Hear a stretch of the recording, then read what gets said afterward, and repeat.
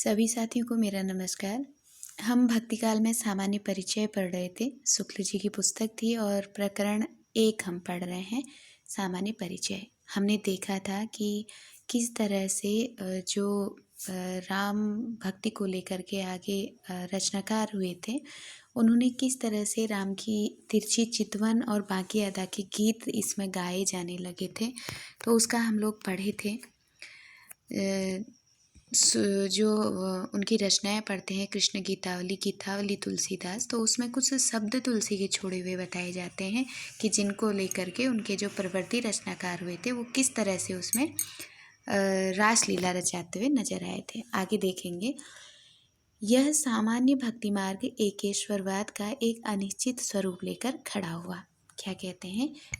जो सामान्य भक्ति मार्ग है वो एक ईश्वर को लेकर के, एक ईश्वर का अनिश्चित स्वरूप लेकर के क्या हुआ था? खड़ा हुआ था, जो कभी ब्रह्मवाद की ओर ढलता था और कभी पैगंबरी खुदावाद की ओर। तो इसके लिए जो ये भक्तिवाद था एक अनिश्चित स्वरूप लेके खड़ा हुआ था, तो इसको ये निश्चय नहीं हो पा रहा था कि वो किस साइड जाएगा। कभी तो ये ब्रह्मवाद की ओर चला जाता था और कभी ये पैगंबरी खुदावाद की ओर। किसके बारे में बात हो रही है? तो जो भक्ति मार्ग एक सामान्य खड़ा हुआ था उसकी बात हो रही है। यह निर्गुण पंथ के नाम से प्रसिद्ध हुआ था और इसको जो नाम मिला अंत में वो क्या मिला था? निर्गुण पंथ मिला था। तो निर्गुण पंथ क्या कर रहा था?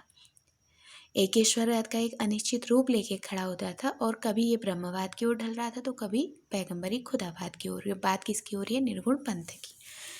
इसकी ओर ले जाने वाली सबसे पहली प्रवृत्ति जो लक्षित हुई वह ऊंच नीच और जाति पाति के भाव का त्याग और ईश्वर की भक्ति के लिए मनुष्य मात्र के समान अधिकार का स्वीकार था।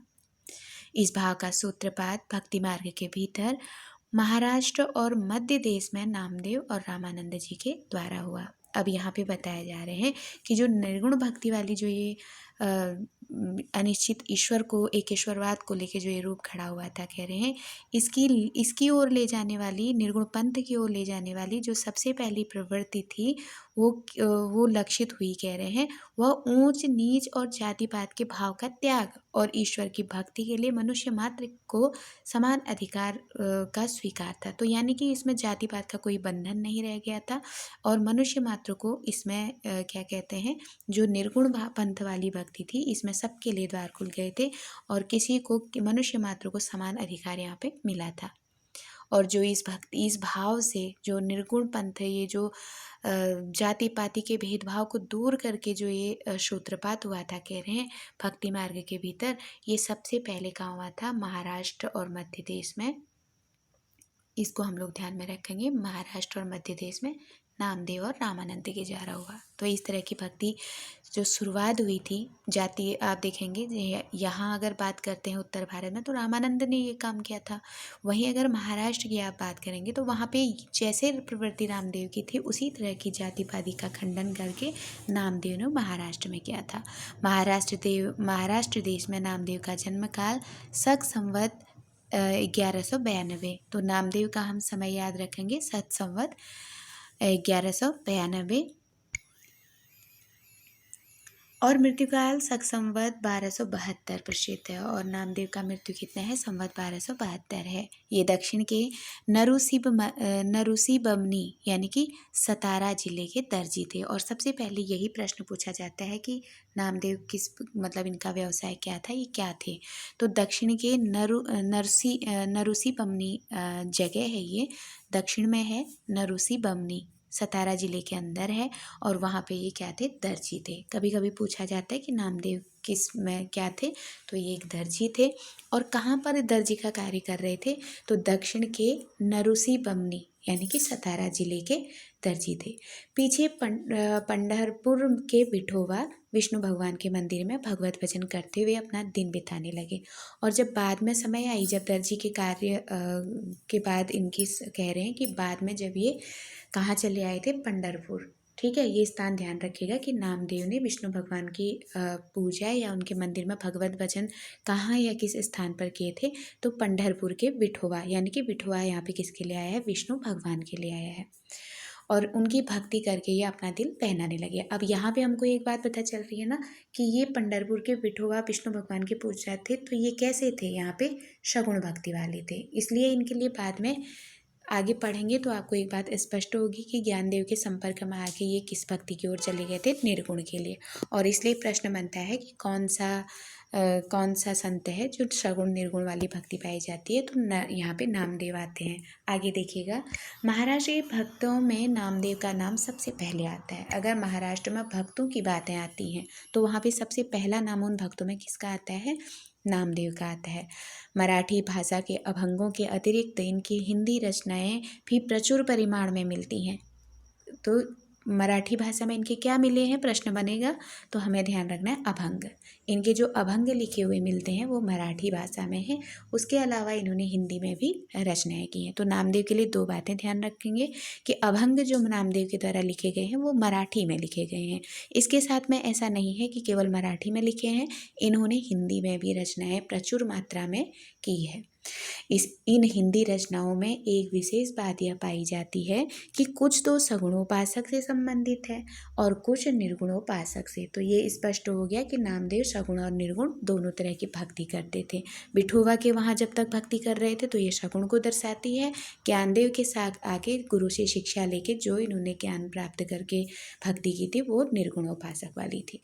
तो इसलिए एक विशेष का जो इनकी पूछा जाएगा अगर प्रश्न कि सगुणोपासक, इनकी कोई विशेष बात यह पाई जाती है कि कुछ तो ये सगुणोपासक थे और कुछ निर्गुणोपासक। इस बात का पता हमें किससे चलता है, तो इनकी हिंदी रचनाओं में। ठीक है, हिंदी रचनाओं में ये बात हमको पता चलती है। इसके समाधान के लिए इनके समय का परिस्थिति की ओर ध्यान देना आवश्यक है। आदिकाल के अंतर्गत यह कहा जा चुका है कि मुसलमानों के आने पर पठानों के समय में गोरखपंथी योगियों का देश में बहुत प्रभाव था। अब क्या कह रहे हैं, अब ये सगुण और निर्गुण जो हुए हैं ना नामदेव, ये कैसे हुए हैं, इसके बारे में, इसके समाधान के लिए, यानी कि अब इसका समाधान करते हैं कि अगर ये सगुण थे तो फिर निर्गुण कैसे हुए, या निर्गुण थे तो सगुण कैसे हुए। तो उसी के लिए क्या कह रहे हैं शुक्ल जी कि इसके समाधान के लिए इनके समय, जो नामदेव हैं, इनके समय और परिस्थिति की ओर ध्यान देना आवश्यक है। क्या उस समय स्थिति थी या क्या परिस्थिति थी, उस चीज़ को जब तक हम नहीं जानेंगे तो ये नहीं जान सकते हैं कि नामदेव सगुण भक्ति में थे तो निर्गुण में कैसे आए। तो इसलिए उस परिस्थिति में जाना जरूरी है, कह रहे हैं।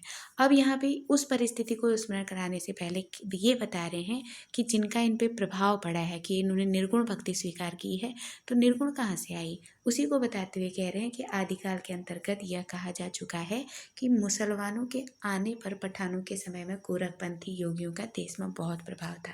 तो इन आदिकाल के अंदर इन गोरखपंथी योगियों को दिखाने के लिए आपको ये चीज़ बताई जा रही है कि गोरखपंथियों के साथ भी नामदेव का संबंध रहा, जिसके कारण इनके अंदर निर्गुण भक्ति का प्रभाव हुआ।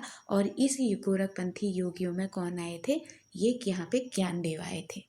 ठीक है, तो इस तरह से ये जो कड़ी है इनकी निर्गुण भक्ति में आने वाली, वो कहीं ना कहीं ज्ञानदेव से जुड़ी है। और ज्ञानदेव ने स्वयं को किस में बताया है, नाथों में बताया है। वो अंत में अपने आप को 9 नाथों में रखे हुए हैं।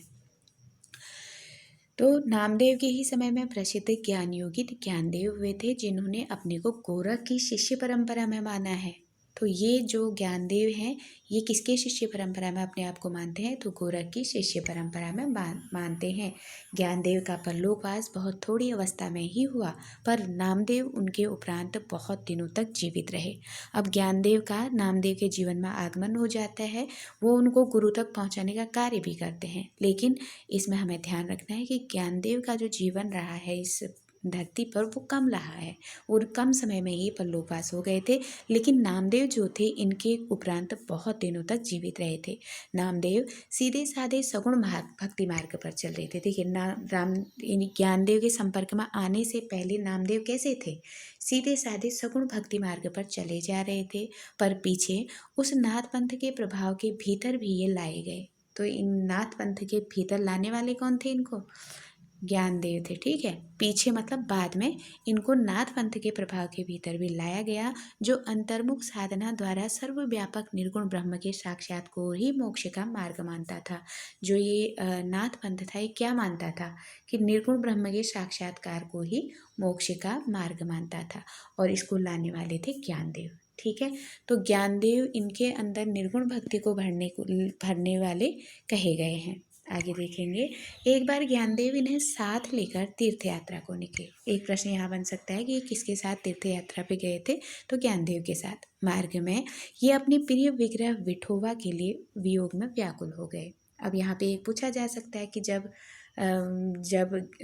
नामदेव यात्रा पे गए हुए थे तो किसके विरह में ये व्यग्र हो गए थे, तो अपने प्रिय विठोबा। विठोबा मतलब हमने एक लाइन पढ़ी ना कि भले ही ये दर्जी का कार्य करते थे दक्षिण में, ठीक है, लेकिन बाद में इन्होंने क्या किया था कि ये पंढरपुर आ गए थे और दिन भर भगवान की विठोबा की पूजा करते थे। उनको 2 मिनट के लिए भी ये छोड़ते नहीं थे।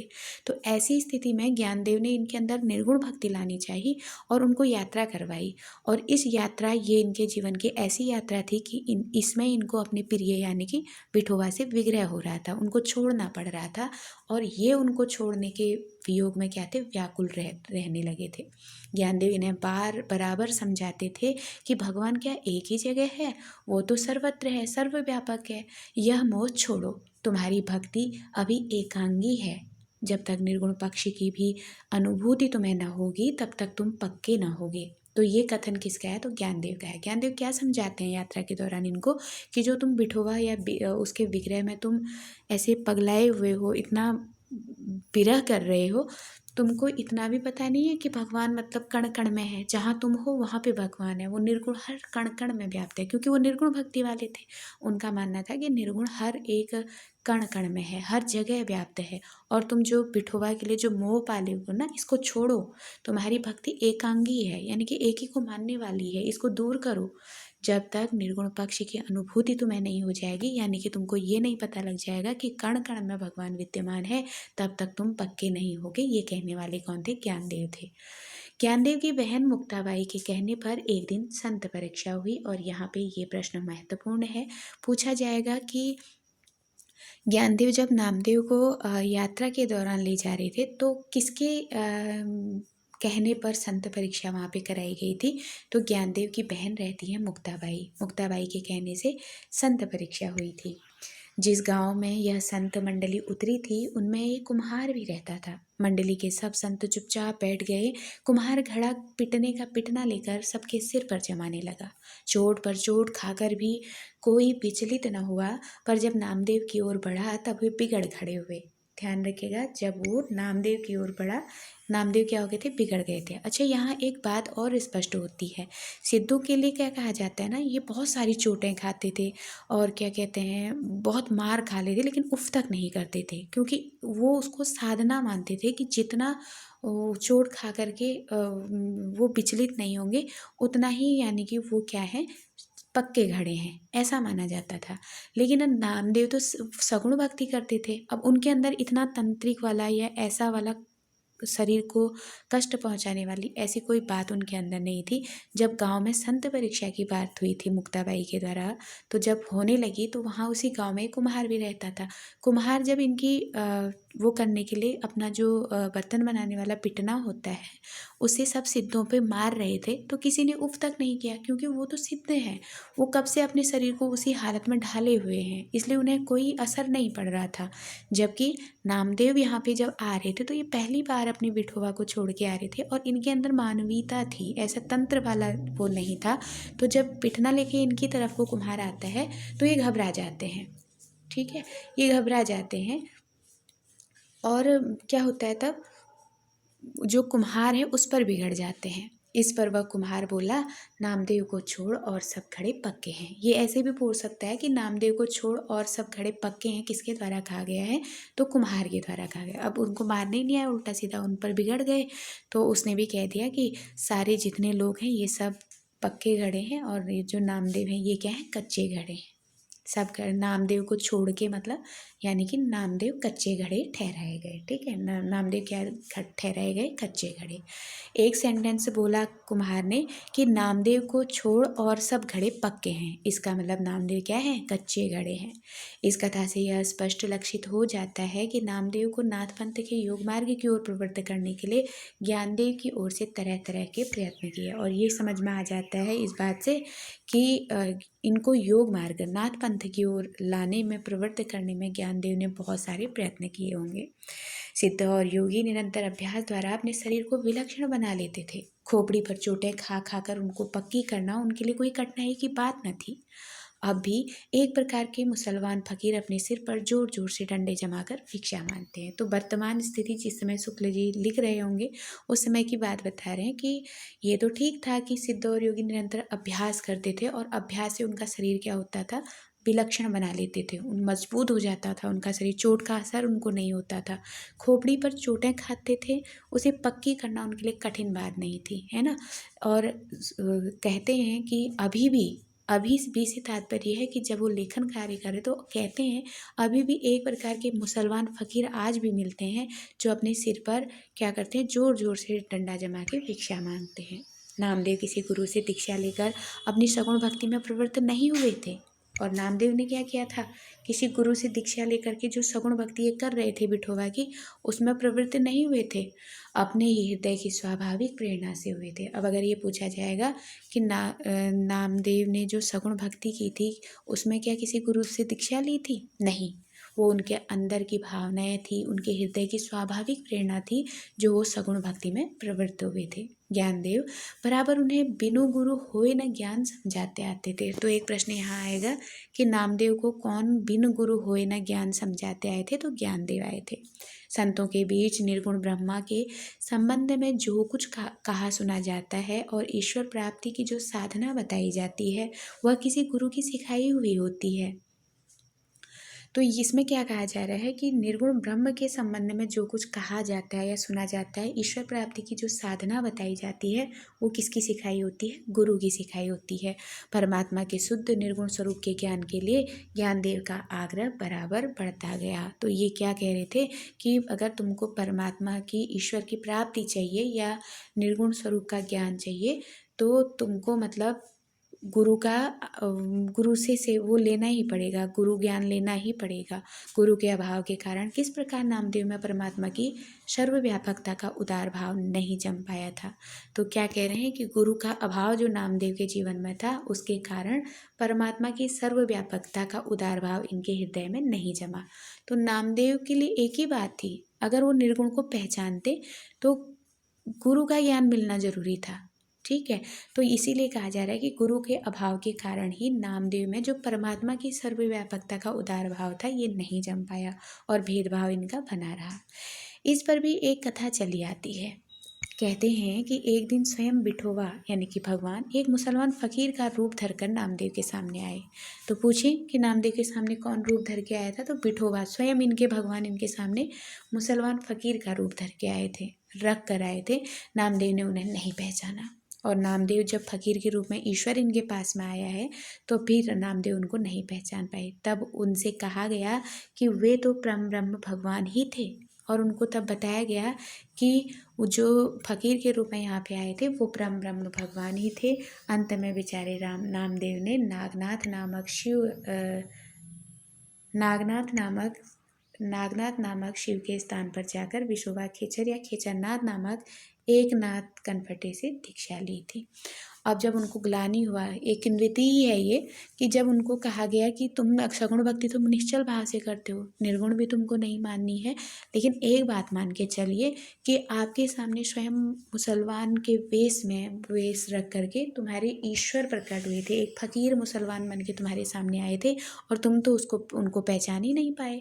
तो इस पर क्या हुआ था ना, तो नामदेव को बड़ा वो हो गया था, तनाव हो गया था और इन्होंने क्या किया, अंत में नामदेव ने नागनाथ नामक शिव का स्थान, तो इसको याद रखना, इन्होंने किस स्थान पर इन्होंने क्या कहते हैं गुरु को वो किया था, तो ये ये ऐसे याद कर लीजिएगा, ठीक है।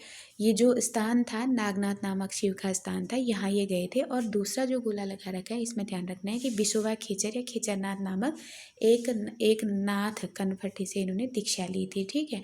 तो विठोबा खेचर और विशोबा खेचर, विशोबा इसमें अंतर होता है थोड़ा सा। अगर ये विठोबा होगा तो विठोबा से इनके विष्णु भगवान सगुण की भक्ति हो जाएगी, और विशोबा होगा तो ये इनके गुरु हो जाएंगे। तो थोड़ा सा अंतर है इसमें विठोबा और विशोबा, ठीक है। तो ध्यान रखिएगा। जब ये इनसे दीक्षा ले लेते हैं तो उनका वचन सुनिए। मन मेरी सुई तन मेरा धागा, खेचर जी के चरणों पर नामा सीपी रागा। खेचर जी इनके गुरु हो गए और नामा सीपी लागा मतलब चरणों में, खेचर के चरणों में नामा सीपी लागा।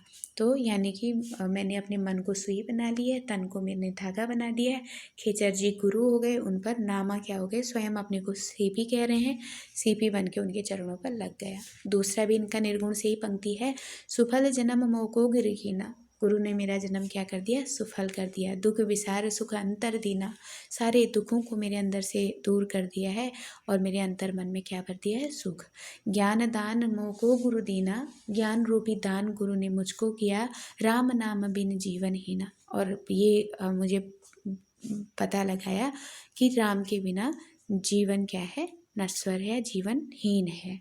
तो इस तरह से ये पंक्ति हमें ध्यान रखनी है। फिर देखिए कि हूँ पूजूं दूजा नजर न आए, मैं किसको पूजूं, मुझे तो दूसरा नजर नहीं आ रहा है। एके पाथर खिंचे पाओ, दूजे पाथर धरिए पाओ। तो एक तो जो पत्थर है, एक पत्थर को तुम पूजा करके मंदिर में पूजा कर रहे हो, है ना, आपका उस पत्थर के प्रति भाव ऐसा है कि उसको मंदिर में रखकर तुम पूजा कर रहे हो, और दूसरी जगह तुम एक उसी पत्थर पे पाँव भी रख रहे हो। जो वो देव तो हम भी देव, कहे नामदेव हम हरि के सेव। तो ये पंक्ति भी किनकी है, नामदेव की ही है, और ये भी निर्गुण से है।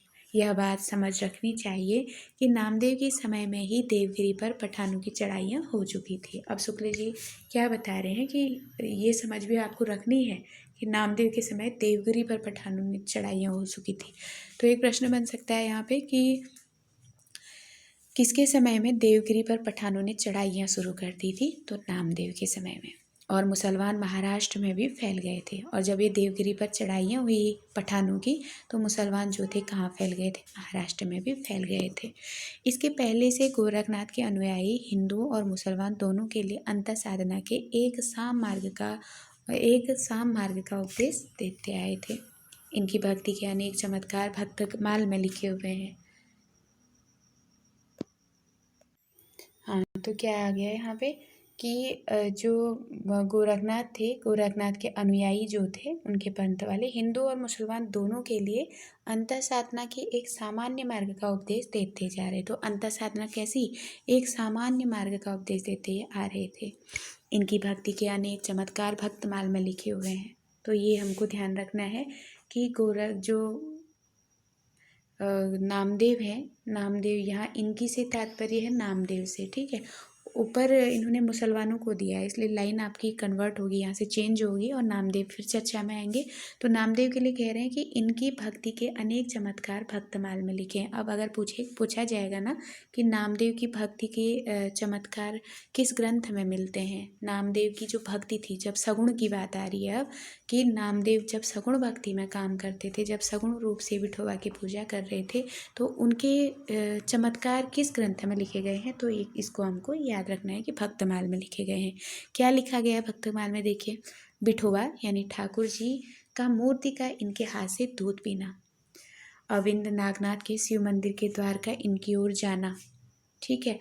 तो ये दो चीज़ें विशेषता ध्यान रखिएगा आप कि जो नामदेव हैं, नामदेव के सगुण भक्ति के बारे में कुछ चमत्कार मिलते हैं, और ये चमत्कारों का वर्णन किस में है, तो भक्तमाल में है। पहली बात तो ये चमत्कार है कि विठोबा की जो मूर्ति थी पंढरपुर में, जिसकी ये पूजा करते थे, वो विठोबा की मूर्ति इनके हाथ से दूध पीती थी। अब मूर्ति कभी दूध पीती है, नहीं। यहाँ पे इनकी एक चमत्कार दिखाया है कि इनके हाथ से विठोबा का दूध पीना विंदती है। दूसरा, अविंद नागनाथ के शिव मंदिर के द्वार का इनकी ओर मुड़ जाना, ठीक है।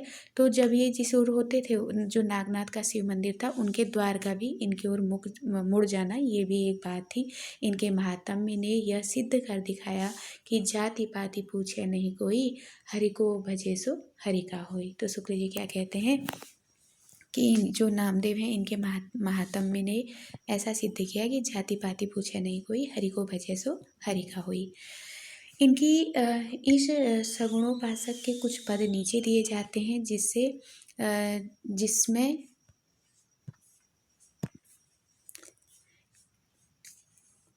जिसमें इन्होंने क्या किया है, जिसमें सबरी केवट आदि की सुगति तथा भगवान की अवतार लीला का कीर्तन बड़े भाव से किया गया है। तो यहाँ पे दो नाम हमको ध्यान रखना है।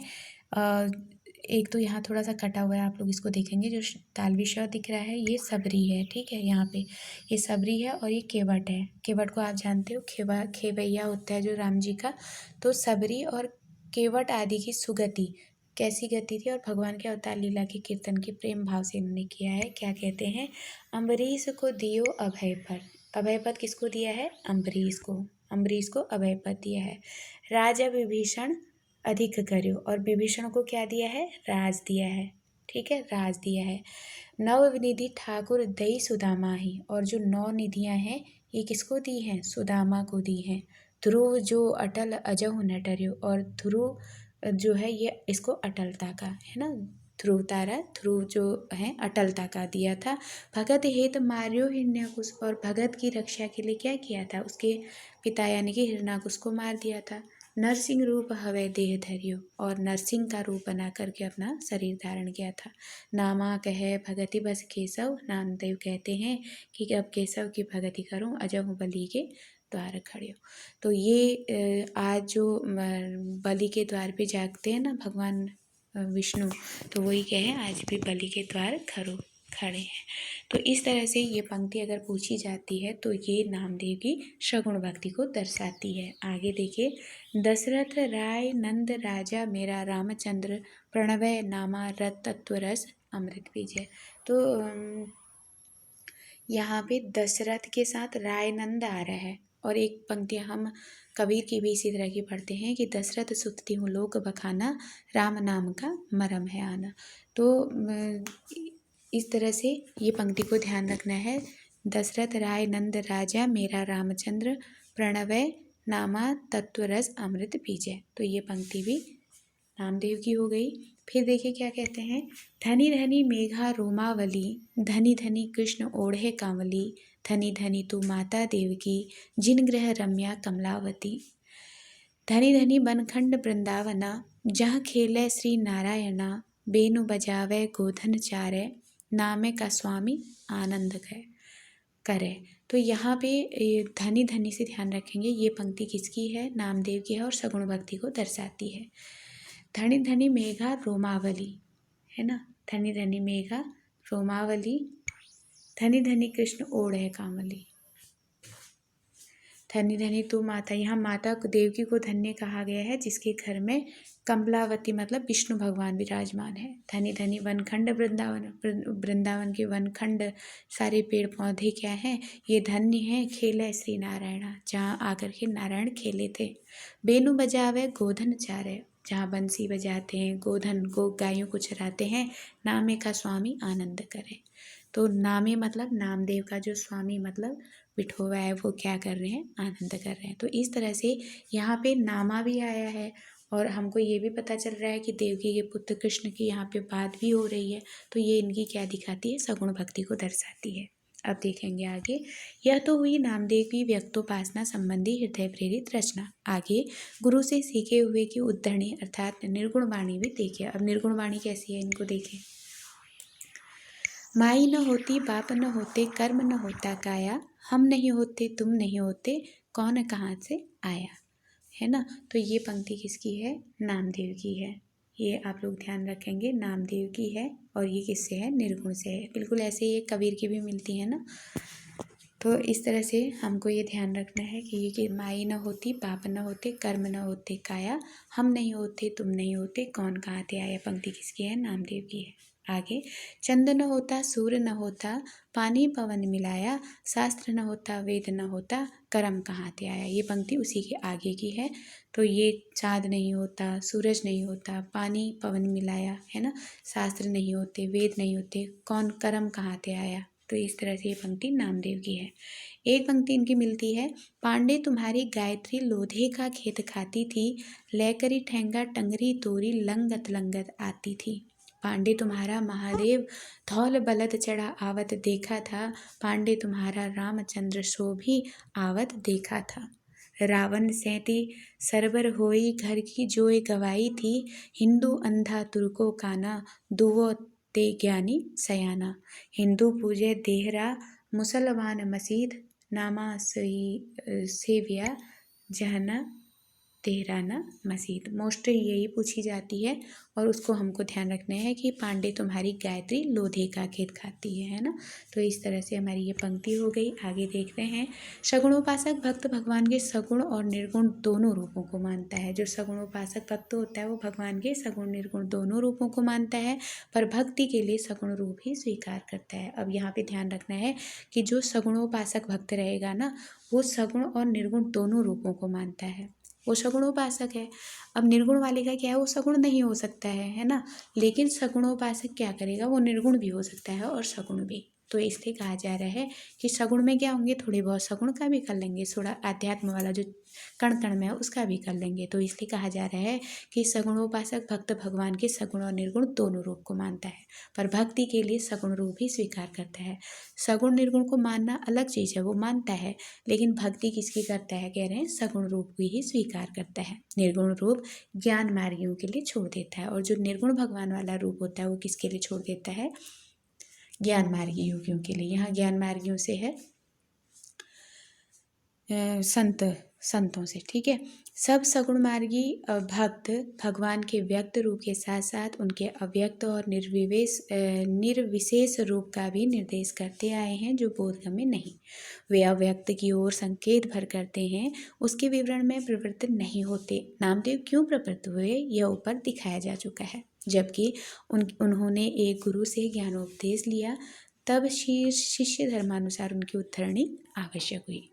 आगे देखेंगे, नामदेव की रचनाओं में यह बात साफ दिखाई पड़ती है कि सगुण भक्ति के पदों की भाषा तो ब्रज है, ठीक है। ये पूछे जाएगा कि नामदेव के सगुण का, यहाँ पे आप लोग एक नोट कर सकते हैं, सगुण के लिए जहाँ सगुण पद मिलेंगे वो किस में होंगे, ब्रज में होंगे, ठीक है, ब्रज में। और परंपरागत काव्य भाषा है, पर निर्गुण वाणी की भाषा नाथपंथियों द्वारा ग्रहित क्या है, सदुक्कड़ी है।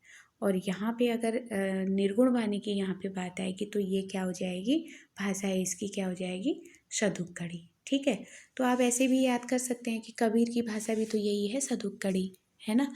तो सदुक्कड़ी संत वाले में यानी कि निर्गुण के लिए आ जाएगी, और सगुण वाला किस में आ जाएगा, वो सगुण भक्ति में आ जाएगा। आगे कहते हैं कि नामदेव की रचना के आधार पर यह कहा जा सकता है कि निर्गुण पंथ के लिए मार्ग निकालने वाले नाथ पंथ के योगी और भक्त नामदेव थे। तो यही कह रहे हैं कि नामदेव की रचना के आधार पर, जब हम आगे नामदेव की रचना देखते हैं तो इसके आधार पर यह कह सकते हैं कि निर्गुण पंथ के लिए मार्ग निकालने वाले नाथ पंथ के योगी और भक्त कौन है, नामदेव थे। जहाँ तक पता चलता है निर्गुण मार्ग के निर्दिष्ट प्रवर्तक कबीरदास ही हैं। तो आप शुक्ल जी के इस कथन को कोटेट करिएगा। एक प्रश्न यहाँ पे आता है ना कि नामदेव को पहला मानने वाले कौन है, तो गणपति वगैरह ये पहला मानने वाले हैं। तो ऐसे ही शुक्ल जी ने क्या कहा है कि निर्दिष्ट प्रवर्तक कबीरदास ही हैं। अगर निर्गुण पंथ को लेके मार्ग को बनाने वाले में प्रमुख के रूप में आते हैं तो वो कौन हो जाएंगे, कबीरदास हो जाएंगे, जिन्होंने एक और तो स्वामी रामानंद के शिष्य होकर के भारत अद्वैतवाद का कुछ स्थूल बातें ग्रहण की थी। तो रामानंद के शिष्य को होकर के भारतीय अद्वैतवाद की कुछ स्थूल बातें इन्होंने ग्रहण की, और दूसरी ओर गोपी और सूफी फकीरों के संस्कार भी प्राप्त किए। तो इसमें से ये चीज़ ध्यान रखिएगा कि रामानंद के शिष्य हुए थे कबीर पहले, है ना। और ये होकर के जो अद्वैत भारतीय अद्वैतवाद था उससे कबीर ने क्या की थी, स्थूल बातें ग्रहण की थी, बड़ी भारी भारी बातें ग्रहण की थी। दूसरी ओर इन्होंने क्या किया था, योगी और सूफी फकीरों से संस्कार प्राप्त किए थे। तो नाथपंथियों से भी इन्होंने कुछ लिया था और सूफी फकीरों से इन्होंने प्रेम आख्यान लिया था। तो इन दोनों से इन्होंने संस्कार प्राप्त किए थे। वैष्णवों से उन्होंने अहिंसावाद और प्रपत्तिवाद लिया था। कबीर ने वैष्णवों से क्या लिया था, प्रश्न बनेगा, अहिंसावाद और प्रपत्तिवाद लिया था। इसी से उनके तथा निर्गुणवाद वाले दूसरे संतों के वचनों में कहीं भारतीय अद्वैतवाद की झलक मिलती है, तो कहीं योगियों के नाड़ी चक्र की, कहीं सूफियों के प्रेम तत्व की, कहीं पैगंबरी कट्टर खुदावाद की और कहीं अहिंसावाद की। तो कबीर की रचनाओं में जो इतनी सारी बातें मिलती हैं, कह रहे हैं, वो इन्हीं लोगों से आई हैं, ठीक है। कहीं पर अद्वैतवाद से वो मिला है, तो कहीं पे सूफियों के प्रेम तत्व से, कहीं पैगंबरी कट्टर, जहाँ जिनको जैसा मिला वो सब इन्होंने किया है। अतः तात्विक दृष्टि से न तो हम इन्हें पूरा अद्वैतवादी कह सकते हैं और न एकेश्वरवादी। तो यहाँ पे छोड़ दिया है कि न तो हमें इनको, कबीर को तात्विक दृष्टि को अगर देखें तो न इनको अद्वैतवादी कह सकते हैं और न एकेश्वरवादी। दोनों का मिला जुला भाव इनकी वाणी में मिलता है। इनका लक्ष्य एक ऐसी सामान्य भक्ति पद्धति का प्रचार था जिसमें हिंदू और मुसलमान दोनों योग दे सकें और भेदभाव का कुछ परिहार हो। बहुदेवोपासना, अवतार और मूर्ति पूजा का खंडन ये मुसलमानी जोश के साथ करते थे। तो ये बात ध्यान रखिएगा, ये मोस्ट है। इनके जो पॉइंट्स बनते हैं ना कबीर के बारे में, असत्य है तो 4-5 ऑप्शन दे देंगे कि ये देवोपासना, अवतार और मूर्ति पूजा के खंडन करते थे और मुसलमानी जोश के साथ, ठीक है, ये मुसलमानी जोश के साथ करते थे और मुसलमानों की कुर्बानी मतलब हिंसा, नमाज, रोजा आदि के असहारता दिखाते हुए ब्रह्म, माया, जीव, अनहदनाथ, सृष्टि प्रलय आदि की चर्चा पूरे हिंदू ब्रह्म ज्ञानी बनकर करते थे। सारांश यह है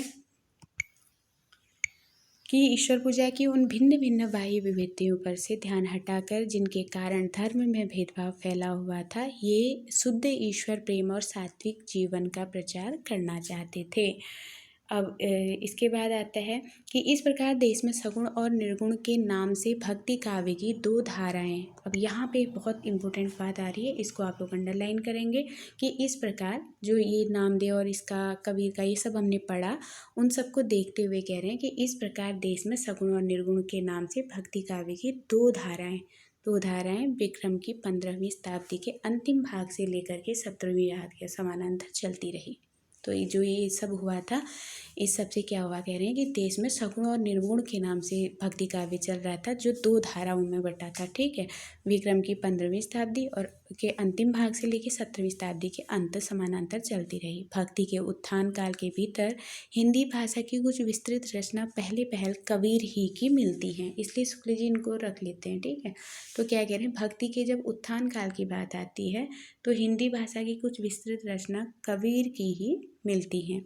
तो ध्यान रखिएगा, अगर प्रश्न पूछ लें कि भक्ति के उत्थान काल के भीतर हिंदी भाषा की कुछ विस्तृत रचना पहल किसकी रचना में मिली है, तो कबीरदास जी की मिली है। अतः पहले निर्गुण मत के संतों का उल्लेख उचित ठहराता है। तो शुक्ल जी कहते हैं कि जो हिंदी भाषा का जो विस्तृत रचना कबीर से अगर मिलती है तो इसी कारण क्या कह रहे हैं कि हम पहले निर्गुण मत के संतों का उल्लेख करते हैं। इसलिए इन्होंने जो एक डायग्राम दे रखा है भक्तिकाल, उसके बाद भक्तिकाल को 2 पार्ट में डिवाइड किए हैं और फिर ज्ञानाश्रयी 2 शाखाओं में वो बट जा रहा है, ज्ञानाश्रयी और प्रेमाश्रयी, राम भक्ति और राम और कृष्ण भक्ति, इस तरह से बांटा है। पहला जो मिलता है ज्ञानाश्रयी शाखा में, हम ये क्या कहते हैं, निर्गुण और सगुण में हमको निर्गुण में जो पहला मिलता है ज्ञानाश्रयी शाखा मिलती है कबीर की वजह से, ठीक है। कबीर ने सब किया था तो इसीलिए कहते हैं कि अतः निर्गुण मत के संतों का उल्लेख मतलब कबीर से होना चाहिए, ऐसा शुक्ल जी मानते हैं। यह निर्गुण धारा 2 शाखाओं में विभक्त हुई, एक प्रेमाश्रयी थी और एक दूसरी शुद्ध प्रेमाश्रयी। एक ज्ञानाश्रयी थी और एक क्या थी, प्रेमाश्रयी थी। ज्ञानाश्रयी मतलब संतों का और प्रेमाश्रयी मतलब सूफियों का।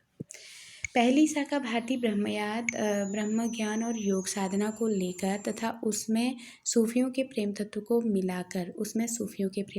मिलाकर उपासना के क्षेत्र में अग्रसर हुई और सगुण के खंडन में उसी जोश के साथ तत्पर रही जिस जोश के साथ पैगंबरी मत बहुदेवोपासना और मूर्ति पूजा आदि के खंडन में रहते थे। तो ये चीज़ हमें क्लियर हो गया। ऐसे पूछा जाएगा कि भारतीय ब्रह्म ज्ञान और योग साधना को लेकर और सूफियों के प्रेम तत्व को मिलाकर उपासना के क्षेत्र में अग्रसर हुई और सगुण के खंडन में उसी जोश के साथ तत्पर रही जिस जोश के साथ पैगंबरी मत बहुदेवोपासना और मूर्ति पूजा का खंडन करती। तो ये कौन थी? पहली शाखा, यानी कि इसको हम कहेंगे ज्ञानाश्रयी शाखा। ठीक है, ज्ञानाश्रयी में यानी कि कबीर अबीर जो आते हैं संत परंपरा वाले, तो वो लोग, उन लोगों के लिए ये कहा गया है। इस शाखा की रचनाएं साहित्यिक नहीं थी। तो ये जो पहली वाली जो आ रही है ज्ञानाश्रयी शाखा, इसके लिए क्या कह रहे हैं कि इस शाखा की रचनाएं साहित्यिक नहीं है। ध्यान रखिएगा, इस शाखा की रचनाएं साहित्यिक नहीं है, फुटकल दोहों या पदों के रूप में है, जिसकी भाषा और शैली अधिकतर अव्यवस्थित और ऊटपटांग है। कबीर आदि दो एक प्रतिभा संपन्न संतों को ये ध्यान रखिए, यहाँ पर भाषा को कबीर और कुछ एक दो को छोड़ के कह रहे हैं ना, और उनके ऊटपटांग है। कबीर आदि दो एक प्रतिभा संपन्न संतों को छोड़कर, ध्यान रखिएगा, कबीर और एक दो लोग कहे हैं, उनका नाम नहीं ले रखा है, प्रतिभा छोड़कर औरों में ज्ञान मार्ग की सुनी सुनाई बातों का पृष्ठपेषण और हठियों की बातों के कुछ रूपक भद्दी तुकबंदियों में है। तो ज़्यादा जिसने कुछ लिखा है या वो कर रखा है वो केवल कबीर और एक दो प्रतिभा संपन्न व्यक्ति हो सकते हैं, कह रहे हैं। लेकिन जो अन्य लोग हैं उन्होंने ज्ञान मार्ग की सुनी सुनाई बातों का पृष्ठपेषण या हठियों की बातों के कुछ रूपक की भद्दी तुकबंदियों में है, कहते हैं। भक्ति रस में मग्न करने वाली सरसता भी बहुत कम पाई जाती है। बात यह है कि इस पंथ का प्रभाव शिष्ट और शिक्षित जनता पर नहीं पड़ा। तो ये जो निर्गुण पंथ है, इसका किस पर प्रभाव नहीं पड़ा? शिष्ट और शिक्षित जनता पर नहीं पड़ा, क्योंकि उसके लिए न तो इस पंथ में कोई नई बात थी, न नया आकर्षण। संस्कृत बुद्धि, संस्कृत हृदय और संस्कृत वाणी का वह विकास इस शाखा में नहीं पाया जाता जो शिक्षित समाज की ओर अब शिक्षित समाज को अपनी ओर आकर्षित करता। पर अशिक्षित और निम्न श्रेणी की जनता पर, ये कोटेशन बहुत इम्पोर्टेंट है, संत महात्माओं का बड़ा भारी उपकार है। अशिक्षित और निम्न श्रेणी की रचना जनता पर इन संत महात्माओं का बड़ा भारी क्या है? उपकार है। उच्च विषयों का कुछ आभास देकर, आचरण की शुद्धता पर जोर देकर, आडंबरों का तिरस्कार करके, आत्मगौरव का भाव उत्पन्न करके इन्होंने इसे ऊपर उठाने का स्तुत्य प्रयत्न किया। पाश्चात्यों ने इन्हें जो धर्म सुधारक की उपाधि दी थी वह इसी बात को ध्यान में रखी थी। तो ये पूछा जाएगा ना कि धर्म सुधारक किसकी उपाधि है, तो ये हो गई कबीर की।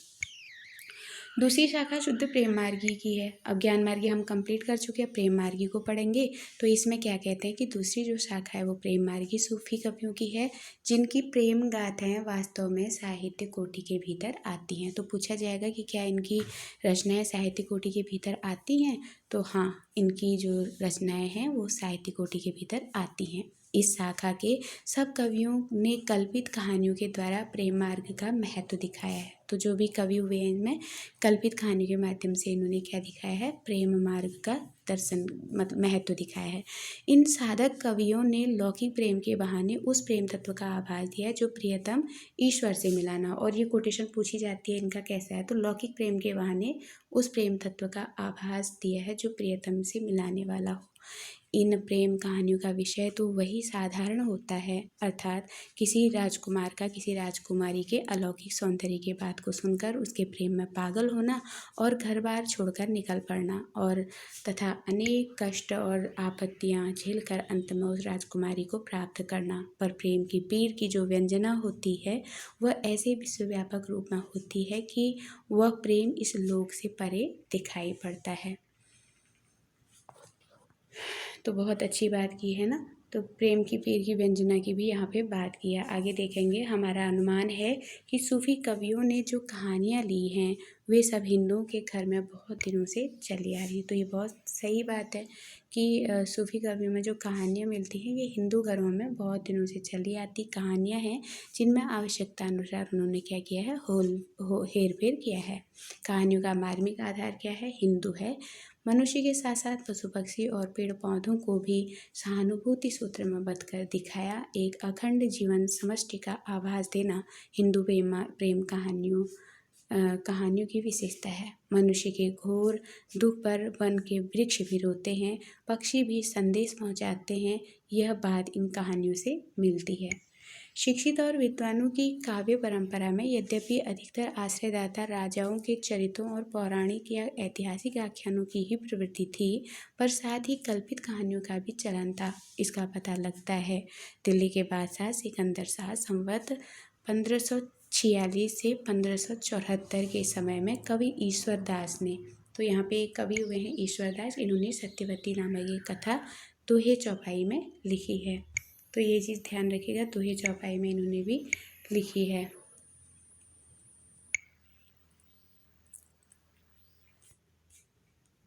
जिसका आरंभ तो व्यास जन्मेजय के संवाद के से पौराणिक ढंग पर होता है। तो यहीं पे प्रश्न बनता है कि कौन सी रचना है जो व्यास जन्मेजय के संवाद के पौराणिक ढंग पर वो होती है। तो यहाँ आंसर हो जाएगा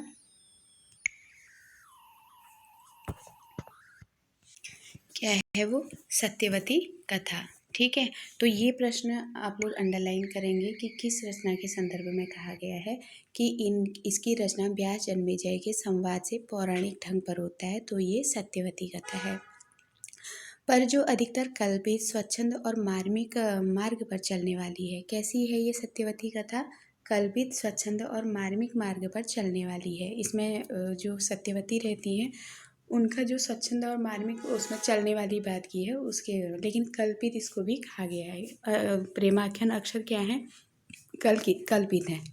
अब यहाँ पे एक बात और ध्यान रखिएगा, हम भक्ति काल का प्रकरण 1 और सामान्य परिचय पढ़ रहे हैं, और जो ये ईश्वर दास की कथा आ रही है ना, ये एक तरह से ये जो आख्यानक काव्य हैं, चरित काव्य हैं, ये कहाँ लिखे गए हैं? सूफी परंपरा में प्रेमाख्यान में लिखा गया है। लेकिन शुक्ल जी ने इस रचना को प्रेमाख्यान न मान के सामान्य परिचय में इसकी चर्चा कर दी है। ध्यान दीजिएगा, अगर प्रश्न बन गया कि कौन सा प्रेमाख्यानक रचना है जिसको शुक्ल जी ने प्रेमाख्यानों में स्थान नहीं दिया है, वो यही ईश्वर दास की ये सत्यवती कथा है। देखिए इसको कहाँ डाल रखा है इन्होंने, ये हम पढ़ रहे हैं ना सामान्य परिचय, तो सामान्य परिचय में ही इसकी चर्चा हुई है, प्रेमाख्यानक में उधर नहीं दिए हैं, इसीलिए मृगावती से शुरू माने हैं और मुल्ला दाऊद का इनके उसमें जिक्र नहीं है। ठीक है, फिर देखिए वनवास के समय पांडवों को मार्कंडेय ऋषि मिले जिन्होंने यह कथा सुनाई। अब ये कथा किसने सुनाई थी, ये भी बहुत महत्वपूर्ण है। जब वनवास हो रहा था पांडवों को, उस समय मार्कंडेय ऋषि हुए थे, इन्होंने इनको ये कथा सुनाई थी सत्यवती वाली। ठीक है, तो क्या कथा है, कथा सुन लीजिए। ये प्रश्न जरूर याद रखिएगा, ये प्रश्न यहाँ पे महत्वपूर्ण है, और ये व्यास जन्मेजय के संवाद का ये वाला, ये 2 प्रश्न यहाँ पे मोस्ट है, मोस्ट सुपर मोस्ट हैं कि व्यास जन्मेजय के संवाद से पौराणिक ढंग पर किसका रचना हुआ है, आरंभ माना गया है, तो ये सत्यवती कथा का है। दूसरा, वनवास के समय किसने पांडवों को सत्यवती कथा सुनाई थी, तो मार्कंडेय ऋषि ने। ठीक है, 2 प्रश्न बहुत महत्वपूर्ण है। आगे देखिए, मथुरा के राजा चंद्रोदय की कोई संतति नहीं थी। अब ये कहानी आ रही है ईश्वरदास कृत सत्यवती से, एक एक शब्द पकड़िएगा जहाँ से प्रश्न बनता है। ठीक है, तो पहली बात तो यही आ गया है कि सत्यवती कथा में मथुरा के राजा कौन थे, तो चंद्रोदय थे। ठीक है, चंद्रोदय की कोई संतति नहीं थी। शिव की तपस्या करने पर उनके वर से राजा को सत्यवती नाम की एक कन्या हुई। किसकी तपस्या से इन्होंने शिव को उसको प्राप्त किया था, तो शिव की तपस्या से। अक्सर शिव की ही बात आई है यहाँ प्रेमाख्यानों में। ठीक है, तो इनके किसकी संतान नहीं थी और राजा कहाँ के थे, ये दोनों बातें यहाँ ध्यान रखिएगा कि ये मथुरा के राजा हैं और नाम क्या है, चंद्रोदय है। ठीक है, तो इसमें क्या कह रहे हैं कि जो चंद्रोदय हैं इनको जब कोई संतान नहीं थी तो इन्होंने शिव की तपस्या करके उनसे वर लिया था, जिससे इनको सत्यवती नाम की एक कन्या हुई थी। वह जब कुंवारी हुई तब नित्य एक सुंदर सरोवर में स्नान करके शिव का पूजन किया करती थी। तो जब सत्यवती बड़ी होती थी तो एक सरोवर था, वहाँ ये अपनी सहेलियों के साथ जाती थी, स्नान करती थी और आके शिव का पूजन करती थी। इंद्रपति नामक एक राजा के 4 पुत्र थे। अब ये यहाँ पे जैसे हमने चंद्रोदय की कन्या के रूप में सत्यवती को पढ़ा, वैसे ही इंद्रपति आ रहे हैं। इंद्र के क्या थे, 4 पुत्र थे। पूछा जाएगा इंद्रपति राजा के कितने पुत्र थे, तो 4 पुत्र थे। या ये पूछ ले कि इंद्रपति या चंद्रोदय नाम के राजा किस रचना में आए हैं, तो सत्यवती कथा में आए हैं। एक दिन ऋतुवर्ण शिकार खेलते खेलते घोर जंगल में भटक गए। तो ये ऋतुपर्ण कौन है, इंद्रपति के पुत्र हैं। ठीक है। तो इंद्रपति जो राजा आए हैं, इनके 4 पुत्र हैं, उनमें से एक पुत्र इनका ऋतुपर्ण है। ये शिकार खेलते खेलते घोर जंगल में भटक गया। एक स्थान पर उसे एक कल्प वृक्ष दिखाई दिया। तो ये कल्प वृक्ष किसको, इसको देव वृक्ष भी कहा जाता है, ठीक है। तो दिखाई पड़ा, जिसकी शाखाएं 30 कोस तक फैली थी। पूछा जाएगा कि इसकी शाखाएं कितनी कोस तक फैली थी, 30 कोस तक। कितनी ज़्यादा फैली थी, देखिए। उस पर चढ़कर चारों ओर दृष्टि दौड़ाने पर उसे एक सुंदर सरोवर दिखाई दिया। जब राजा का ये जो ऋतुपर्ण है, ये ऋतुवर्ण लिखा है, ऋतुवर्ण जब ये उस कल्प वृक्ष में चढ़ते हैं तो एक सुंदर सरोवर इनको दिखाई पड़ता है, जहाँ पे कौन स्नान कर रही थी, कुमारियाँ। तो अभी हमने पढ़ा था ना कि सत्यवती अपनी सहेलियों के साथ उस सरोवर में जाके स्नान करके शिव की पूजा करती थी। यानी कि इस सरोवर में कौन स्नान कर रहे हैं, सत्यवती और उनकी सहेलियाँ। वह जब उतर कर वहाँ गया तो सत्यवती को देख करके मोहित हो गया। जब इसने इसको रास्ता भटका हुआ था तो वहाँ पर इनको सरोवर में कुछ स्त्रियाँ दिखी, तो ये वहाँ चला गया। जो राजा ऋतुपर्ण थे, ये ऋतुवर्ण वहाँ चले गए और सत्यवती को देख के मोहित हो गए। कन्या का मन भी उसे देखकर डोल गया। यानी कि जो सत्यवती थी वो भी थोड़ा सा डोल रही थी, है ना, उसको भी थोड़े से भाव आने लगे थे प्रेम के। लेकिन ऋतुवर्ण जब उनकी ओर एकटक ताकता रहा तब सत्यवती को क्रोध आ गया। लेकिन अब एक दिन पहली बार देख रहे हैं और उसमें भी एकटक देखे हुए हैं, तो सत्यवती को क्या होता है, क्रोध आ जाता है। और वह क्या कह देती है उसको, ये पंक्ति उन्होंने दे दी, ये पंक्ति पूछी जाती है। और इसको भी आप क्या करेंगे कि ये मोस्ट है, ठीक है। इसको हम IMP लिख रहे हैं। पूछा जाएगा कि ये पंक्ति किसने कही है या किस रचना से है। एक चित्त हमें चितवै जस जोगी चित जोग, धर्म न जानिस पापी कहसी कौन तै लोग, है ना। तो क्या कहती है, तुम एक चित्त हमें चितवै, तुम एक ही चित्त से हमें एकटक होकर के तुम हमें देखे हुए, जस जोगी चित्त, तुम मतलब कैसे हो, किस दृष्टि से मुझे देख रहे हो। धर्म न जानसी पापी, तुम क्या धर्म को नहीं जानते हो। धर्म क्या कहता है कि इस तरह से महिलाओं को नहीं घूरना है या ये नहीं करना है ना। तो धर्म न जाने से पापी, पापी क्या तुम धर्म नहीं जानते हो। कहसी कौन थे लोग, अगर लोगों ने ये सब देख लिया तो वो क्या कहेंगे। तो ये जब क्रोध हो जाती है, वैसे थोड़ा सा डोल अपना भी रही हैं, पसंद उनको भी आ रहे हैं, लेकिन अचानक महिलाएं होती हैं ना कि स्मरण हो आया कि ये गलत है ये, तो उससे क्रोध भी हो गया। और उस क्रोध में कह दिया कि तुम एक चित्त से मुझे जो देखे जा रहे हो, ये सब क्या है, तुम अपने धर्म को नहीं जानते हो कि लोग हमारे बारे में क्या कहेंगे। और क्या किया फिर इसने, ऐसा कह के उसको ऋतुपर्ण को श्राप दे दिया, तू कोढ़ी और व्याधिग्रस्त हो जा। अब यहाँ ये प्रश्न भी बन सकता है कि ऋतुपर्ण को कोढ़ी और व्याधिग्रस्त होने का श्राप किसने दिया था, तो ये सत्यवती ने दिया था। ऋतुपर्ण वैसा ही हो गया और फूट फूट कर रोना लगा। और ऋतुपर्ण, ये कल्पना है, ठीक है, नहीं तो इस समय श्राप से कोई इस तरह से तुरंत ऐसा नहीं हो सकता था, थोड़ा बहुत कल्पना भी है। तो क्या कहते हैं, कोढ़ी और व्याधिग्रस्त हो जाएगा, तो ऋतुपर्ण वैसा ही हो गया और फूट फूट कर रोने लग गया।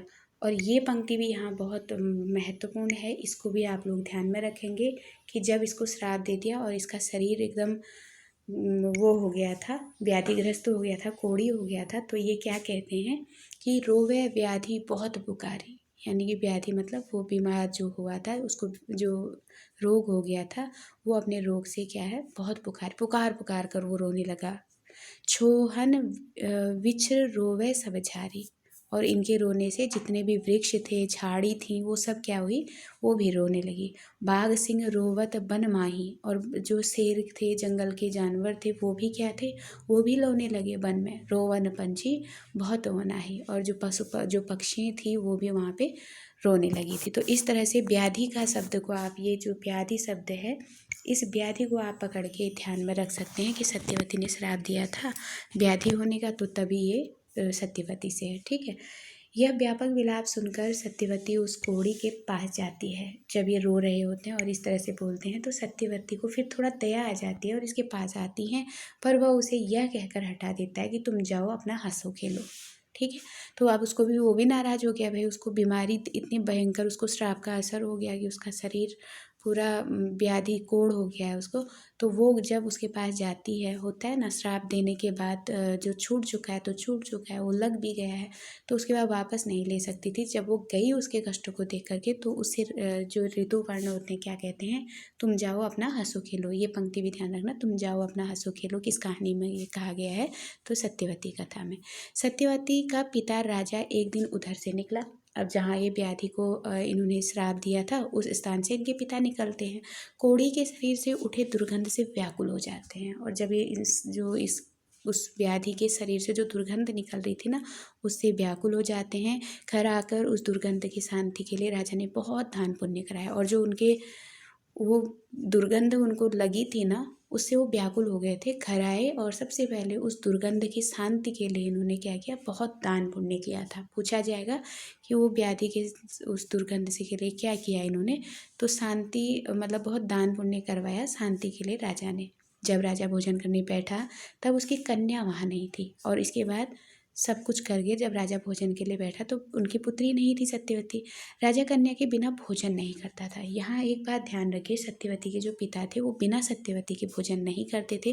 कन्या को बुलाने पर जब राजा के दूत गए तो इन राजा ने क्या कहा कि मेरी बेटी को बुला के ले आओ, और राजा के दूत उसको लेने गए तो वह शिव की पूजा छोड़कर नहीं आई, और सत्यवती उस समय क्या करती हैं, शिव की पूजा छोड़ के नहीं आती हैं। इस पर राजा ने क्रुद्ध होकर दूतों से कहा कि सत्यवती को जाकर उसी कोढ़ी को सौंप दो।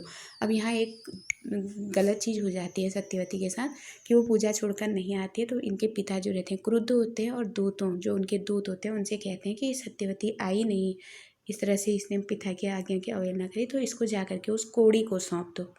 तो उसी कोढ़ी के पास जिसको ये देख के आए थे, इससे ज़्यादा सजा क्या हो सकती है, इसको ये कह के उसके पास सौंप देने की बात करते हैं। दूतों का वचन सुनकर कन्या नीम की टहनी लेकर उस कोढ़ी की सेवा के लिए चल पड़ी, और उससे कहा। अब जब ये नहीं आई तो दूतों को वहाँ पहुँचाने के बाद तो दूतों को कोढ़ी के पास पहुँचाने के लिए कहा था राजा ने। तो ये जब दूतों के वचन को सुनती हैं सत्यवती, तो नीम क्या होता है ना, एक व्याधि हरने के लिए होता है। किसी में भी अभी भी नीम की गुणवत्ता कही जाती है ना, कि आप किसी अनाज में डाल दो या उसमें कीड़ा नहीं लगता, या कोई शरीर में उसको नहाना या वो कर लो उसके पानी से तो स्किन डिजीज़ नहीं होती है। तो वही चीज़ था कि नीम की एक टहनी लेकर वो कोढ़ी की सेवा के लिए चल पड़ी। क्यों चल पड़ी, क्योंकि राजा का आदेश था। तो तब क्या कहती है और वहाँ जाकर सबसे पहले यही कहती है कि तो ही छाणी अब मैं कित जाऊँ, माई बाप सौंपा तुम ठाओ। पहले राजा ने क्या कहा था जब ऋतुपर्ण से मिली थी, जब ऋतुपर्ण से मिलती हैं तो ऋतुपर्ण जब इसको अब लगता है कि मैंने गलत कर दिया, तो जाती है ना उनके पास कि कुछ करने के लिए, तो ऋतुपर्ण ने ये शब्द बोले थे, देखिए, तुम जाओ अपना हंसो खेलो। यानी कि उन्होंने आने से ही मना कर दिया था सत्यवती को अपने पास, और ये बात कही थी कि तुम जाओ और क्या कहते हैं अपना हंसो खेलो कह दिया था। अब इसके बाद जब सत्यवती को दूतों द्वारा छोड़ा गया है, उस समय भी वो उससे क्या कहते हैं चल पड़ी और उससे कहा, यानी कि अब उस ऋतुपर्ण से कह रही है कि तो ही छाणी अब मैं कित जाऊँ, मैं तुम्हें छोड़ के अब कहाँ जाऊँ, माई बाप सौंपा तुम ठाऊँ। अब तो मेरे पिता ने भी मुझे क्या किया है, तुम्हारे पास सौंप दिया है, अब मैं कहीं नहीं जा सकती हूँ। कन्या प्रेम से उसकी सेवा करने लगी, और एक दिन उसे कंधे पर बिठाकर, ये देखिए फिर कल्पना है ना, कोई स्त्री एक पुरुष को कंधे पे बिठा सकती है, नहीं, तो ये कल्पना है। और फिर जब उसको लगा कि पिता ने मुझे इसको सौंप दिया है, तो बहुत प्रेम से उसकी सेवा करने लगी, और एक दिन कंधे पर बिठाकर सत्यवती कहाँ ले गई, उसको तीर्थ स्नान कराने। तो अगर पूछा जाए कि उसकी व्याधि को हरने के लिए सत्यवती उसको कहाँ ले गई थी, तो अपने कंधे में बिठा के तीर्थ स्नान करने ले गई थी, जहाँ बहुत से देवता मुनि किन्नर आदि निवास करते थे। वहाँ जाकर सत्यवती ने कहा, यदि मैं सच्ची सती हूँ तो रात हो जाए। अब इस कोटेशन को याद रखना, इतना ही उठा के प्रश्न पूछा जा सकता है कि किस कहानी में नायिका ने ये कहा था कि यदि मैं सच्ची सती हूँ तो रात हो जाए, तो ये सत्यवती कथा में से उठाया गया है। इस पर चारों ओर अंधकार छा गया। कितनी सत्यवती थी अब बताइए, इनके ऐसा कहती, चारों ओर अंधकार छा गया। सब देवता तुरंत सत्यवती के पास दौड़े आए। सत्यवती ने उनसे ऋतुवर्ण को सुंदर शरीर प्राप्त करने का वर मांगा। जब अंधकार छा गया तो सत्यवती के पास देवता दौड़ आए, तो उन्होंने कहा कि वो सब तो ठीक हो जाएगा, लेकिन सबसे पहले क्या करना है, ऋतुवर्ण को सुंदर शरीर प्राप्त करवाइए। भगवान ईश्वर से कहा। व्याधिग्रस्त ऋतुवर्ण ने तीर्थ में स्नान किया और उसका शरीर निर्मल हो गया। देवताओं ने दोनों का विवाह कर दिया। इस तरह से ऋतुवर्ण और सत्यवती का विवाह हो जाता है। ईश्वरदास ने ग्रंथ के रचनाकार का उल्लेख इस प्रकार किया है। अब ये जो ग्रंथ है, ये जो इनकी सत्यवती कथा है उसको कब लिखा है, क्या लिखा है, कौन सा दिन था, तो ये सब रचनाओं में हमको मिलता है, इसमें भी मिला है। ध्यान से देखिए। भादो मास पौष उजियारा, तिथि नवमी और मंगलवारा, नसत अश्वनी मेषक चंदा, पंच जनासो सदा आनंदा, जोगिनीपुर दिल्ली बड़थाना, शाह सिकंदर बड़ सुल्ताना। तो हमको इतना पता चल गया कि भादो मास है, पौष, भादो महीने के पौष उजियारा, पौष उजियारा तिथि नौमी और तिथि नौमी और मंगलवार, नौमी की तिथि है और मंगल का वार है। नसत अश्विनी, जो नक्षत्र है अश्विनी नक्षत्र है। मेषक चंदा, ठीक है। पांच जनासो सदा आनंदा, पंच जनाजो सदा आनंदा। जोगिनीपुर दिल्ली परथानो, जोगिनीपुर में दिल्ली का राजा कौन था? शाह सिकंदर बड़ सुल्तानो। तो शाह जो उसमें रहे हैं सिकंदर शाह रहे हैं, ठीक है। तो ईश्वरदास के समय जो शाह कौन था पूछा जाएगा तो सिकंदर था, ठीक है। अब ये हो गया हमारा, इनके पंक्ति हो गई। आगे देखेंगे। कंठे बैठ सरस्वती विद्या गणपति तीन, तादिन कथा आरंभ यह ईश्वरदास कवि कीन। कंठे बैठी मतलब कंठ में बैठकर सरस्वती विद्या ने गणपति दीन, यह मुझे ज्ञान दिया, कह रहे हैं कि तादिन कथा आरंभ यह कहे ईश्वरदास, तो कि तुम इस तरह से कथा लिखो, आरंभ करो, ये कहा कहते हैं। कंठ में सरस्वती विद्या और ने गणपति दीन है। विद्या मतलब सरस्वती विद्या गणपति दीन, कंठ में बैठ के सरस्वती विद्या गणपति दीन, सरस्वती और गणेश ने, ठीक है। तो ध्यान रखिएगा, सरस्वती ने ज्ञान देने वाली बात भी इसमें आ रही है, तो उसको भी आप ध्यान रखेंगे। पुस्तक में 5-5 चौपाइयों के बाद अर्दाली पर एक दोहा देना है और 58 दोहों पर यह समाप्त हो गई है। तो पूछा जाएगा कि ये सत्यवती कथा में कितने दोहे हैं? तो 58 दोहे हैं। भाषा अयोध्या के आसपास की ठीक ठेठ अवधि है। भाषा क्या है? ठेठ अवधि है। बाटे है का प्रयोग जगह जगह है। यही अवधि भाषा, चौपाई, दोहे का क्रम और कहानी का रूप रंग सूफी कवियों ने ग्रहण किया। आख्यान काव्यों के लिए चौपाई दोहों की परंपरा बहुत पुराने विक्रम की 11वीं सदी के जैन चरित काव्यों में मिलती है। तो हम जानते हैं दोहा वाली जो परंपरा है ये जैन कवियों में मिलती है, हमको पता है, इसका उल्लेख पहले हो चुका है। सूफियों के प्रेम प्रबंधों में खंडन मंडन की बुद्धि को किनारे रखकर मनुष्य के हृदय को स्पर्श करने का ही प्रयत्न किया गया है, जिससे इनका प्रभाव हिंदू और मुसलमानों पर समान रूप से पड़ता है। बीच बीच में रहस्यमय परोक्ष की ओर जो मधुर संकेत मिलते हैं वे बड़े हृदयग्राही होते हैं। तो क्या चीज़ होते हैं? रहस्यमय परोक्ष की ओर जो मधुर संकेत मिले हैं ये हृदयग्राही होते हैं, ठीक है। और ये भी ध्यान रखना है। दूसरा, जो सूफी थे ना, इनकी एक विशेषता बताई कि खंडन मंडन की बुद्धि को किनारे रख देते थे, ठीक है। तो जो खंडन मंडन वाली प्रवृत्ति थी, ये सूफियों के प्रेम बंधों में जो खंडन मंडन की बुद्धि थी ये किनारे रख देते थे और मनुष्य के हृदय को स्पर्श करने का ही प्रयत्न किया गया है। तो मनुष्य के हृदय तक पहुँचने का प्रयत्न करते थे, न कि खंडन मंडन वाली प्रवृत्ति करते थे।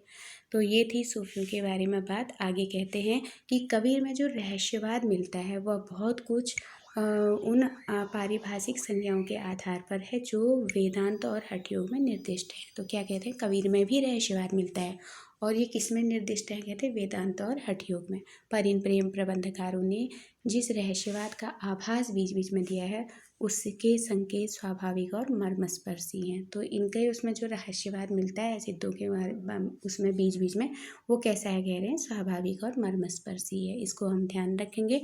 आगे, शुद्ध प्रेम मार्गी सूफी कवियों की शाखा में सबसे प्रसिद्ध कौन हुए? जायसी हुए। शुद्ध प्रेम मार्गी, ठीक है। जहाँ शुद्ध प्रेम मार्गी की बात हुई इसमें प्रसिद्ध जायसी हुए और इनकी रचना जो पद्मावत है वो हिंदी काव्य क्षेत्र का अद्भुत रत्न है। तो पूछा जाएगा कि किस ग्रंथ को हिंदी काव्य क्षेत्र का एक अद्भुत रत्न, इसको ध्यान रखें, अद्भुत रत्न, ये पद्मावत के लिए आया है, ठीक है। ये पद्मावत के लिए आया है। इस संप्रदाय के सब कवियों ने पूर्वी हिंदी अर्थात अवधी का व्यवहार किया, जिसमें गोस्वामी तुलसीदास ने अपना रामचरितमानस लिखा है। तो रामचरितमानस तुलसी का किसमें है? अवधी में है। अपना भावात्मक रहस्यवाद लेकर सूफी जब भारत में आए तो सूफियों का जो रहस्यवाद है वो कैसा है? भावात्मक, ये एक शब्द इसको बहुत वो पहुंचा देता है, ठीक है। भावात्मक को याद करेंगे। सूफियों का, जब सूफी लोग भारत आए थे तो इनका जो रहस्यवाद था वो कैसा था, भावात्मक था। यहाँ उन्हें केवल साधनात्मक रहस्यवाद योगियों, रसायनों और तांत्रिकों में मिला, ठीक है। जब ये भारत आए, अपना भावात्मक रहस्यवाद लेकर सूफी जब भारत में आए, तब यहाँ उन्हें केवल साधनात्मक रहस्यवाद योगियों, रसायनों और तांत्रिकों में मिला। और ये चीज़ साधनात्मक रहस्यवाद योगियों, रसायनों और तांत्रिकों में मिला। तो ये पूछा जाएगा ना कि साधनात्मक रहस्यवाद इनको किन किन में मिला है, तो योगियों में, रसायनों में और तांत्रिकों में। रसेश्वर दर्शन का उल्लेख सर्व दर्शन संग्रह में है, तो ये भी महत्वपूर्ण प्रश्न है। रसेश्वर दर्शन का उल्लेख किस में है, सर्वदर्शन संग्रह में है। जायसी आदि सूफी कवियों ने हठयोग और रसायन का कुछ बातों को भी कहीं कहीं अपनी कहानियों में स्थान दिया है। जैसा ऊपर कहा जा चुका है, भक्ति के उत्थान काल के भीतर हिंदी भाषा में कुछ विस्तृत रचना पहले पहल कबीर की मिलती है। तो विस्तृत रचना किसकी मिलती है, पहले पहल कबीर की मिलती है। अतः पहले निर्गुण संप्रदाय के ज्ञानाश्रयी शाखा का संक्षिप्त विवरण आगे दिया जाता है, जिसमें सर्वप्रथम कौन आते हैं, कबीरदास जी आते हैं। तो हमको यहाँ पे एक बात विशेषता ध्यान रखनी है। तो हमारा सामान्य परिचय यहाँ पे आज ख़त्म हो गया। यहाँ एक बात आपको ये सामान्य परिचय के अंतिम की ध्यान रखनी है कि शुक्ल जी क्या कहते हैं कि जैसा कि ऊपर का भक्ति काल का जो उत्थान काल होता है ना, उत्थान काल के भीतर हिंदी भाषा में कुछ विस्तृत रचना पहले पहल कबीर की मिलती है। तो सबसे पहले कबीर की मिल रही है। जो कुछ हो रहा है यहाँ पे साफ साफ सामान्य परिचय के अंत में ही पढ़ रहे हैं कि शुरुआत किससे होगी, कबीर से होगी। क्या कहते हैं, अतः पहले निर्गुण संप्रदाय की ज्ञानाश्रयी शाखा जो कबीर की आती है उसको ले लिया, उसका संक्षिप्त विवरण आगे दिया जाता है। यानी कि अब भक्तिवाद शुरू होगा, वहाँ पे दिया जाएगा, जिसमें सर्वप्रथम कौन आते हैं, कबीरदास जी आते हैं। तो निर्गुण पंथ को जब पटवारी में किया, सारा जो ये सिद्धनाथों से लेकर कबीर जो संभाए हुए थे, अपड़ और निपड़ जनता को समझाए थे, तो उस आधार पर भी आप कह सकते हैं कि जो पहला स्थान था भक्ति काल के अंदर वो कबीर का आता है। उन्होंने जब डिवाइड किया है भक्ति काल किया, दो शाखाओं में, दो धाराओं में बांटा उसको, निर्गुण और सगुण। तो निर्गुण में भी प्रेमाश्रयी को आगे नहीं किया है, प्रेमाश्रयी को बाद में किया है, संतों को आगे किया है, यानी कि कबीर को आगे किया है और उनको नाम दिया है ज्ञानाश्रयी शाखा। फिर उसके बाद प्रेमाश्रयी शाखा, फिर उसके बाद सगुण में आ जाएंगे। और सगुण में भी ध्यान रखिएगा, पहले राम लिए हैं फिर बाद में कृष्ण को लिए हैं। इस तरह आज हमने पूरा भक्तिकाल का सामान्य परिचय, ये भक्तिकाल का, जी भक्तिकाल का सामान्य परिचय हमारा कंप्लीट हो गया है। और अब हम कल से पढ़ेंगे निर्गुण साहित्य को। कल से हम क्या पढ़ेंगे, निर्गुण साहित्य को पढ़ेंगे। भक्तिकाल में निर्गुण और उसमें कबीरदास जी का अध्ययन करेंगे। तो बहुत बहुत आभार।